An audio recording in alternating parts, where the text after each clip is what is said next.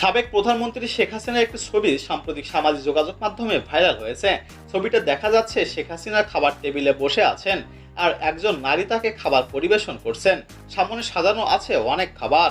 নেটিজেনদের অনেকে এটি শেয়ার দিয়ে বোঝাতে চাচ্ছেন যে ভারতে শেখ হাসিনাকে আপ্যায়ন করা হচ্ছে। তবে প্রশ্ন উঠেছে ছবিটি কবেকার এবং কোথাকার। বিভিন্ন ফ্যাক্ট চেকিং টুলস এবং সার্চ ইঞ্জিন ব্যবহার করে জানা গেছে ছবিটি 2019 সালের 15ই মার্চের। সেদিন মির্জাপুরে কুমিদিনী এক্সপ্রেসের ভারতদেশী হোমসে শহীদ দানবীর রনসা প্রসাদ সাহা সড়ক সম্মাননা ও পুরস্কার বিতরণী অনুষ্ঠানে যোগ দিয়েছিলেন তৎকালীন প্রধানমন্ত্রী শেখ হাসিনা। সেখানে তার জন্য 31 পদের বাঙালি খাবার আয়োজন করেছিলেন কুমুদিনী পরিবার। কাঁসার থালায় খাবার ও কাঁসার গ্লাসে পানি পান করছিলেন তিনি। সঙ্গে ছিলেন তার ছোট বোন শেখ রেহানাও। খবরটি দেশের দৈনিক ইত্তেফাক ও কলকাতার সংবাদ প্রতিবেদনে প্রকাশ হয়েছিল 15ই মার্চ 2019 সালে। উল্লেখ্য, ছাত্র জনতার গণ অভ্যুত্থানের মুখেই গত 5ই আগস্ট পদত্যাগ করে ভারতে পালিয়ে যান শেখ হাসিনা।